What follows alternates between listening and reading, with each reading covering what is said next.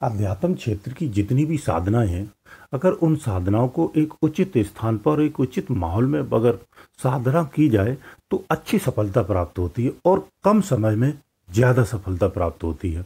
इसलिए साधनाओं के लिए उचित स्थान होना परम आवश्यक होता है। जो लोग एकांत में साधना करते हैं,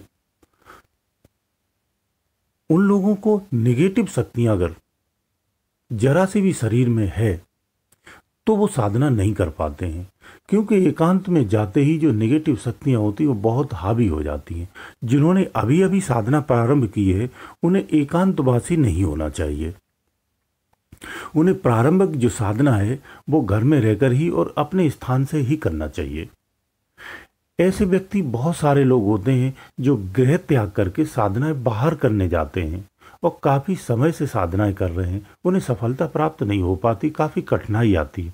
उसका कारण यही होता है कि उन्होंने घर त्याग तो कर दिया, घर समाज त्याग करके आप बाहर जाके जब साधनाएं करते हैं तो उनके अंदर में जो नेगेटिव ऊर्जा है वो तो उन पर हावी हो जाती है और शायद बड़े पैमाने पर हावी हो जाती है। उसका परिणाम ये होता है कि जो साधना वो कर रहे हैं वो साधना तो उनसे नहीं हो पाती है, बल्कि और निगेटिव भी हो जाते हैं कभी कभी। अगर निगेटिव नहीं भी हुए हैं तो उनकी साधनाओं में बहुत कठिनाइयां आती हैं, उन्हें सफलताएं पाने में बहुत लंबा समय लगता है। क्योंकि मन जब एकाग्र होता है तो हमारे अंदर में जो नेगेटिव शक्तियां हैं उनका प्रभाव बहुत तेजी से बढ़ जाता है। इसीलिए प्रारंभिक जो साधनाएं होती हैं वो एकांतवासी यानी घर से बाहर जाकर के नहीं करना चाहिए। आप अपने ही स्थान पर एकांत का घर में कहीं स्थान चुन सकते हैं जहां थोड़ी शांति हो, थोड़ा एकांत हो, शोर शराबा ना होता हो। ऐसे स्थान पर घर के अंदर में कमरे में कहीं भी आप साधना कर सकते हैं, वो सबसे उचित रहता है। प्रारंभिक अवस्था के बाद फिर आप इतने सक्षम होते हैं कि आप स्थान अपना कहीं भी चुन करके आप अपने हिसाब से साधना कर सकते हैं। दूसरा, जो घर में रह करके साधना करते हैं, मैं आपको बता दूं उनकी सफलताएं जल्द प्राप्त होती हैं। जब आप अपने स्थान पर अपनी व्यवस्थाओं में अपने माहौल में आप रहेंगे तो ज़्यादा कंफर्टेबल और ज़्यादा आनंदमय रहेंगे, जहां आपके अपने साधनों के आधार पर कोई कठिनाई नहीं होती है और साधना भी आप समय समय पर शांति से और संतुष्टपूर्ण साधना कर सकते हैं, जिसमें आपको आंतरिक संतुष्टि और आनंद के अनुभव होते हैं। इसलिए अपने निज स्थान पर ही साधना सबसे उचित होती है। निज स्थान पर अगर उचित जगह नहीं है, बहुत शोर शराबा है, तो आसपास की एरिया में कहीं आप चुन सकते हैं, परंतु अपने घर से संबंध रखकर ही साधना करें। जो घर से संबंध रखकर के गृहस्थ जीवन में साधना करते हैं वो लोग बहुत जल्दी सफलता भी प्राप्त करते हैं और निश्चित रूप से जो उन्होंने मकसद जो रखा है अपनी साधना का, उस मकसद को पूर्ण रूप से प्राप्त करते हैं। इसीलिए गृहस्थ रह करके ही साधना करनी चाहिए। जो गृहस्थ आश्रम में साधना करते हैं वो वास्तव में परिपूर्ण संत हो जाते हैं, लेकिन जो बाहर जा कर के साधनाएं करते हैं, गृह त्याग करके जो साधनाएं करते हैं, उनका भटकने की संभावनाएं ज़्यादा रहती हैं और पूर्णतः आप समाज में ऐसा देख सकते हैं और अभी वर्तमान में भी देखा जा सकता है। जो लोग गृह त्याग करके बाहर चले जाते हैं और वहां जाकर के एक साधना में लग जाते हैं, उन लोगों का जो मन है ना वो इसी घर की तरफ, संबंधियों की तरफ, रिश्तेदारों की तरफ भटकता रहता, क्योंकि सारा जीवन उन्होंने उन्हीं के साथ गुजारा है। तो वो स्मृतियां आसानी से नहीं जा सकती हैं, प्रयास करने पर बहुत देर में जाती हैं, इतना आसान भी नहीं होता है। क्योंकि जिस स्मृतियों में आप पैदा हुए और उन्हीं में आपने जीवन जिया है, वो स्मृतियां आपकी कैसे छूट सकती हैं? बड़ी कठिनाई होती है। वो स्मृतियां बाहर जा कर के तो बिल्कुल नहीं छूट सकती हैं। तो जब हम साधना में बाहर जाकर के कहीं बैठते हैं, कितने भी आपकी संगत अच्छी हो, फिर भी जब आप साधना में बैठेंगे तो स्वयं में अकेले हो जाते हैं। उस समय आपका चित्त, आपकी स्मृतियां बार बार आपको उसी स्थान पर ले आती हैं जहां आपने अपना सारा जीवन बिताया है।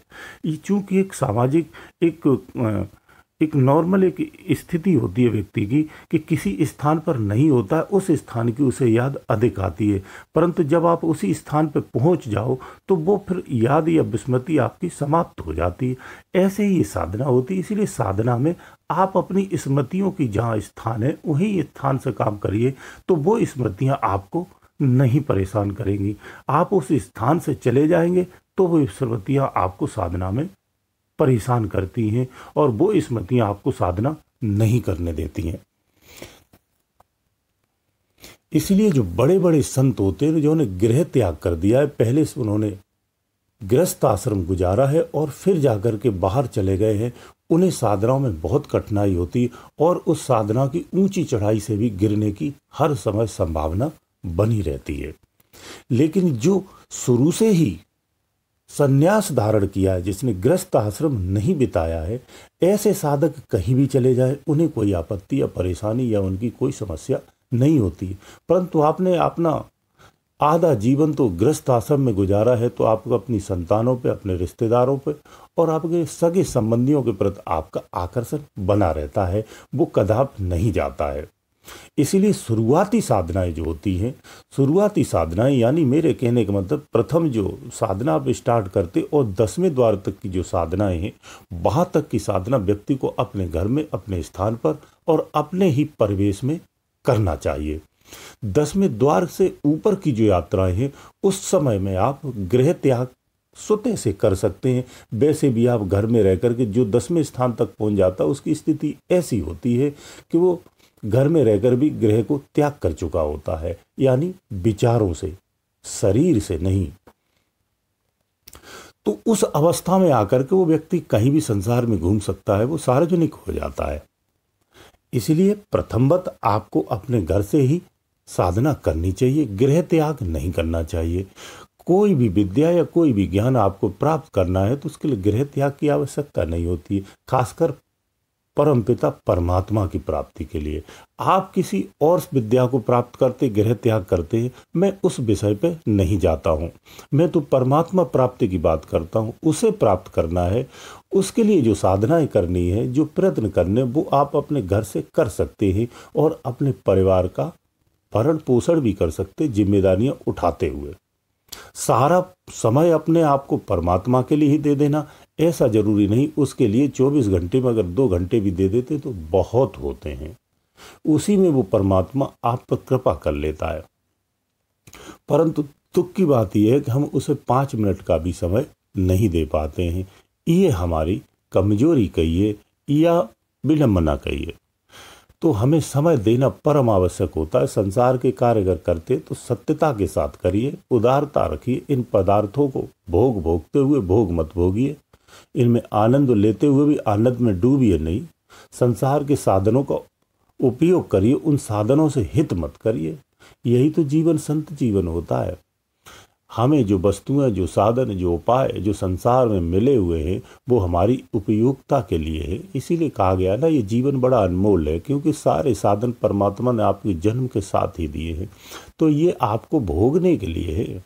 इनके साधनों को अपने जीवन को आसान बनाने के लिए, ना कि इन वस्तुओं को आप अपना बना लो। हमारी वृत्ति हो जाती, जिन साधनों को हम अपनाते वो अपना अधिकार सिद्ध कर देते हैं। यही हमारा तो भटकाव होता है। यही हमारे कष्ट का कारण है, हमारे संघर्ष का कारण है। इसीलिए संसार जो आपको दिया है वो आपकी उपयोगिता के लिए है, ना कि वो आपका है। इस पे अपना अधिकार सिद्ध ना करिए। इससे पूर्वज हमारा इतिहास भरा पड़ा है, जिन्होंने इस संसार पे अपना अधिकार, आधिपत्य जमाने का प्रयास किया है। आज उनकी कब्रों पर कुत्ते पेशाब करते हैं। तो ऐसा कार्य नहीं करना है। प्रमाण हमारे सम्मुख है। इसलिए परमात्मा प्राप्ति के लिए हमें प्रयास करना चाहिए। उस पर अपना अधिकार जताइए तो ज्यादा उचित है, जहां आप परम सिद्ध को प्राप्त करेंगे। ये समस्त सृष्टि, समस्त रचनाएं और इस रचनाओं के छोटे छोटे कण, ये सब परमात्मा के बनाए हुए हैं। उसी की सत्ता से, उसी के प्रभाव से, उसी की प्रेरणा से, उसी की तरंग से, उसी के कंपन से इस शक्तियों का निर्माण हुआ है, इस सृष्टि का निर्माण हुआ है। इस निर्माण में आप अपना अगर अधिकार सिद्ध करते हैं तो इससे बड़ा अज्ञान कुछ हो नहीं सकता है। आप भी इसी सृष्टि का हिस्सा है। इस सृष्टि के जो पार्ट है, जो हिस्से हैं, जो पदार्थ हैं या जो व्यवस्थाएं हैं, वो आपके भोग के लिए है, उपभोग के लिए है, आपकी सुख और सुविधाओं को, आपकी जिंदगी को आसान बनाने के लिए हैं। ये वस्तुएं आपकी नहीं हैं, परंतु जब ये सुविधा के रूप में आपको ये मिल जाती हैं तो आप इस पे अधिकार सिद्ध करते हैं। उसका नतीजा ये होता है कि सृष्टि का भी नाश होता है, यानी स्वयं का भी नाश होता है। विकास के नाम पर जैसे संसार में अभी हर व्यक्ति पेड़ पौधे और वनस्पतियों और प्रकृति का इस तरह से दोहन कर रहा है, उसे होश ही नहीं है कि ये परमात्मा की दी हुई चीज़ें हैं। हमारे जीवन को, हमारा ही जीवन नहीं, इस सृष्टि में जितने जीव हैं उन समस्त जीवों के लिए ये सारी चीज़ें उपलब्ध कराई गई हैं, और इन साधनों से आप अपने जीवन को सरलता से जी लें, यही परमात्मा का उद्देश्य था। परंतु मनुष्य ने सक्षम अन्य जीवों की अपेक्षा अधिक होने के कारण उसने अपना अधिकार सिद्ध किया। जिस हिसाब से सृष्टि का सृजन की बजाय उसका दोहन करता, उसको नष्ट कर रहा है, इससे आने वाला समय में उसकी खुद की पीढ़ियां नष्ट हो जाएंगी। इसलिए जो भी यहाँ है वो सब परमात्मा का दिया हुआ है, आपका यहाँ कुछ भी नहीं है, और इस पे अपना अधिकार सिद्ध करते हो, यही आपकी मूर्खता है और यही आपका पागलपन है। ऐसे व्यक्ति जब अपना संघर्ष करके अंतिम यात्रा में जाते हैं, निश्चित रूप से कीड़े मकोड़ों को ही जिंदगी पाते हैं और सारी जिंदगी ऐसे ही मरते रहते। उन्हें पुरुष योनि दोबारा मिलना बड़ा असंभव होता है, मिल नहीं पाती, क्योंकि जिस अवस्था में उन्होंने रह कर के अपना जीवन गुजारा है वो इतने पापों का गठरी बना लेते हैं, तो कर्मदंड भोगते भोगते उन्हें लाखों करोड़ वर्ष लग जाती हैं। फिर जाकर के कभी ऐसा संभव होता है कि मनुष्य योनि में वापस आ सकें। इसलिए पाप कर्मों से बचिए और अधिकार सिद्ध, ये संसार आपके लिए है, आपका नहीं है।